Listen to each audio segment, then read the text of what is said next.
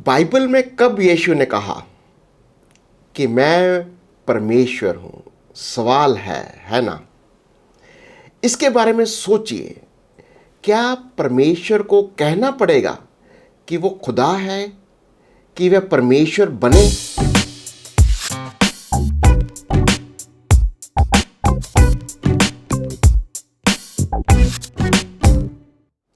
परमेश्वर के कई नामों से वो जाना जाता है। पुराने नियम में एक नाम है यहोवा रोई, यानी यहोवा मेरा चरवाहा है। याद रखें, बाइबल में नाम का मतलब होता है उस व्यक्ति का चरित्र। यहोवा रोई नाम को हम बाइबल के कई स्थानों में पाते हैं और बहुत ज़्यादा लोग जानते होंगे कि भजन संहिता 23 में हम पढ़ते हैं, दाऊद कहता है यहोवा मेरा चरवाहा है, मुझे कुछ घटी ना होगी। वह मुझे हरी हरी चराइयों में बिठाता है, वह मुझे सुखदाई जल के झरने के पास ले चलता है, वह मेरे जी में जी ले आता है। धर्म के मार्गों में वह अपने नाम के निमित्त मेरी अगुवाई करता है। चाहे मैं घोर अंधकार से भरी हुई तराई में होकर चलूं तो भी हानि से ना डरूंगा, क्योंकि तू मेरे साथ रहता है। तेरी सोटी और तेरी लाठी से मुझे शांति मिलती है। तू मेरे सताने वालों के सामने मेरे लिए मेज बिछाता है। तूने मेरे सिर पर तेल मला है, मेरा कटोरा उमड़ रहा है। निश्चय भलाई और करुणा जीवन भर मेरे साथ साथ बनी रहेगी। मैं यहोवा के धाम में सर्वदा वास करूंगा। हम सबको ये भजन संहिता बचपन से याद होगा, पर लेकिन क्या आप जानते हैं कि इसमें यहोवा रोई कौन है? आइए कुछ वचनों को पढ़ते हैं और समझते हैं। भजन संहिता 80 का 1 से पढ़ते हैं। हे इज़राइल के चरवाहे, तू जो यूसुफ की अगुवाई भेड़ों की सी करता है, कान लगा। तू जो करूबों पर विराजमान है, अपना तेज दिखा। यहां हम देखते हैं प्रभु यहोवा इज़राइल का चरवाहा है, जो याकूब को भेड़ों के झुंड की तरह अगुवाई करता है और करूबों के बीच विराजमान होता है। यशायाह 40 का 10 और 11 देखते हैं। देखो, प्रभु यहोवा सामर्थ दिखाता हुआ आ रहा है, वह अपने भुजबल से प्रभुता करेगा। देखो, जो मजदूरी देने की है वह उसके पास है, और जो बदला देने का है वह उसके हाथ में है। वह चरवाहे की नाई अपने झुंड को चराएगा। वह भेड़ों के बच्चों को अंकवार के लिए रहेगा और दूध पिलाने वालियों को धीरे धीरे ले चलेगा। यहां हम देखते हैं कि किस सर्वोच्च परमेश्वर अपनी शक्ति के साथ आता है, अपने चरवाहे की शक्तिशाली बाजू के साथ राज्य करता है।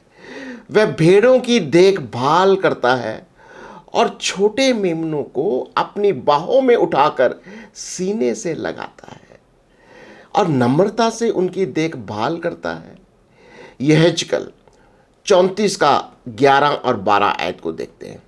क्योंकि परमेश्वर यहोवा यूं कहता है, देखो, मैं आप ही अपनी भेड़ बकरियों की सुधि लूंगा और उन्हें ढूंढूंगा। जैसे चरवाहा अपनी भेड़ बकरियों में से भटकी हुई को फिर से अपने झुंड में बटोरता है, वैसे ही मैं भी अपनी भेड़ बकरियों को बटोरूंगा।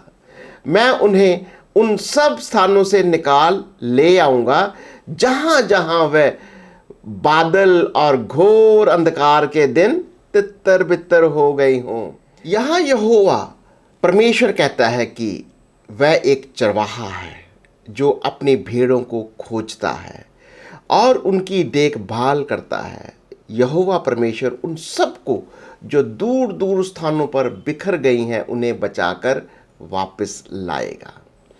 भजन संहिता 100 उसका 3 आयत में लिखता है, निश्चय जानो कि यहोवा ही परमेश्वर है, उसी ने हमको बनाया और हम उसी के हैं, हम उसकी प्रजा और उसकी चराई की भेड़ें हैं।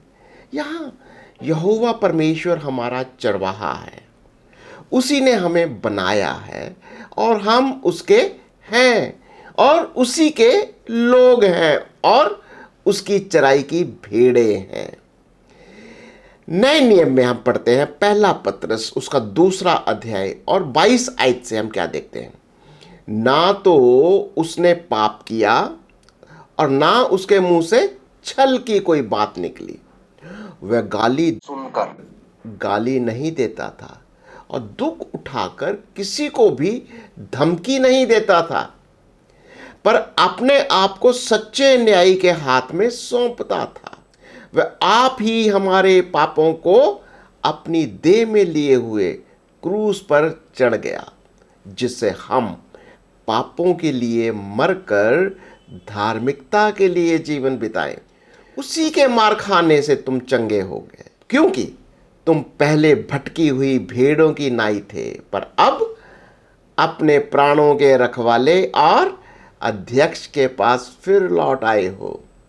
हम देखते हैं कि इस चरवाहे ने कोई पाप नहीं किया, उसके मुंह से कोई गाली नहीं निकली, उसने पलटकर किसी का बदला नहीं लिया। वह दुख उठाता रहा और अपने आप को सच्चे न्यायकर्ता परमेश्वर के हाथों में सौंपता रहा। इस चरवाहे ने हमारे पापों को अपने शरीर में ले लिया ताकि हम पाप के लिए मर जाएं और धार्मिकता के लिए जिएं। इस चरवाहे के जख्मों से हम चंगे हो गए।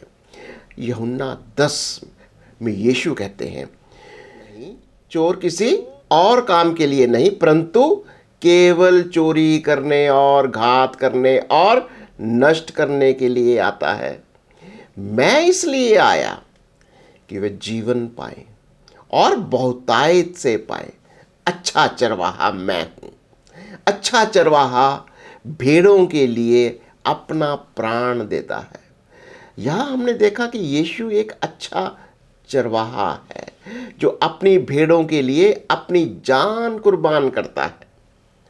आखिर में हम देखेंगे पहला पतरस 5वां अध्याय और 4 आयत, और जब प्रधान रखवाला प्रकट होगा तो तुम्हें महिमा का मुकुट दिया जाएगा जो मुरझाने का नहीं। पिता परमेश्वर हमारी मदद करे और आशीष दे कि हम अपने प्रधान रखवाले यीशु मसीह की ओर मुड़े, जिसने हमारी आत्माओं को बचाने के लिए अपनी जान कुर्बान कर दी। प्रभु आपको बहुत आशीष दे।